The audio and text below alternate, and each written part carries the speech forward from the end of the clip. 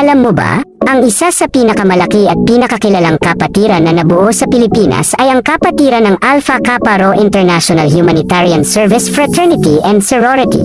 Ang fraternity, na binubuo ng mga kalalakihan at kababaihan mula sa iba't ibang universidad, ay orihinal na itinatag upang itaguyod ang katapatan, pagkakaisa at integridad sa fraternity sa mga miyembro nito. Gayunpaman, ito ay nakarehistro na ngayon bilang isang International Humanitarian Service Fraternity and Sorority na naghihikayat sa mga miyembro na makibahagi sa mga proyektong humanitarian at serbisyo sa iba saan man ito naroroon. Ang fraternity ay nakarehistro bilang Alpha Kappa Rho International Humanitarian Service Fraternity and Sorority Incorporated sa Philippine Securities and Exchange Commission na may mahigit 3 milyong miyembro bilang isang non-profit at non-dividend na korporasyon. Ito ay orihinal na itinatag sa Pilipinas at sinasabing may mga chapter sa buong mundo. Ang kapatiran ay binuo noong 8 ng Agosto, 1973 sa Universidad ng Santo Tomas, ng 16 na mga kalalakihan at kasalukuyang estudyante noon sa kolehiyo ng UST, maliban sa lider at pinakamatanda sa grupo noon na si Jose Boy Chua, na kasalukuyan noong naka-enroll sa UST College of Commerce.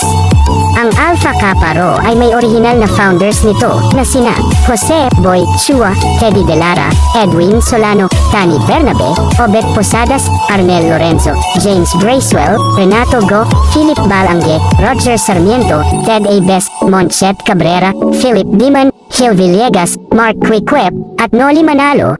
Itinatag ang fraternity noong 8 ng Agosto dahil kasabay ito ng Feast Day of St. Dominic, isang university holiday sa UST. Ang UST ay pinamamahalaan ng Dominican Order na kilala rin bilang Order of Preachers. Ang motto ng Alpha Kappa Rho ay Vincit Omnia Veritas, na ang ibig sabihin ay Truth Conquers All o Truth Prevails, ay nagmula sa sagisag ng Universidad ng Santo Tomas, kung saan itinatag ang fraternity. Ang mga miyembro ay tinatawag na skeptrons, isang salitang Griego para sa ceremonial na staff o setro na dinadala ng isang monarko bilang simbolo ng soberanya, at mas kilala ring acro. Hindi nagtagal, ang Alpha Kappa Rho Fraternity ay pinagsama sa Omega Fraternity at Sorority International o FSI ng San Sebastian College, SSC, at Zeta Upsilon Fraternity ng University of the East Recto Campus, UE Recto, noong 1976.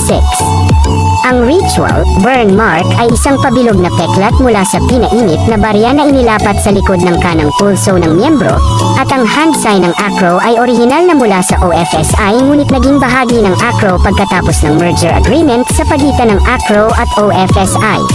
Ilang araw lamang matapos maitatag ang Alpha Kappa Rho aka acro, ay sinimulan na nila ang kanilang malawakang recruitment sa loob ng UST campus at University of the East Recto, gayon din sa kanilang neighborhood sa University Hills, Caloocan. Matagumpay nilang nakuha ang mahigit kalahati ng mga estudyante ng Notre Dame High School Caloocan Batch 1973 na noon ay naka-enroll sa iba't ibang kolehiyo at universidad sa Metro Manila. Ang mabilis na pagunlad ng AKP sa buong UST campus ay nagparamdam sa kanilang malakas na presensya ng malalaki at lumang fraternities sa loob ng 4 na sulok ng UST tulad ng Fratofco at Beta Sigma. Ang Fratofco noon ay ang pinakamalaki at naghaharing fraternity sa UST. Ito ay isang alyansa ng 3 malalaking engineering fraternities tulad ng Kappa Kappa, 1948, Sigma Beta, 1950, at Tau Mu Epsilon, 1952. Sinubukan nilang pigilan ang paglago ng AKP ngunit hindi nagtagumpay. Pagkalipas ng 2 taon, noong 1975, sa UST din ay nabuo ang AKP sorority sa College of Commerce ng AKP founding mothers na sina Girlie Tesoro, Joyce Gregorio, Alda Altiveros, Marisa Camillo, Irene Ileto, at JJ Aquino. Noong taon ding iyon, noong 1975, si Ray Quitoriano, isang Notre Damer, ay nakasalubong ng kanyang batch 1973 na mga kaklase sa UE Student Canteen. Agad siyang na-recruit sa Alpha Kappa Rho. Sa araw ng kanyang final rites, kasama niya ang 2 neophytes, ang kanyang mga kaklase na si Noriel Arcadio at ang yumaong dakilang June Labo Pasaporte. At dito na nga nagsimula ang Junior Acro na mas unang kinilala noon na Delta Kappa Rho, hanggang sa ito ay napalitan ng pangalan bilang Alpha Kappa Rho. Kumalat sa iba't ibang universidad ng Metro Manila ang frat, hanggang sa nagkaroon na din ito ng mga community-based chapter na mas lalong naging dahilan ng pagdami ng miyembro nito. Lumawak at lumaki ang impluwensya ng frat hindi lamang sa buong Pilipinas kundi maging sa ibang bansa.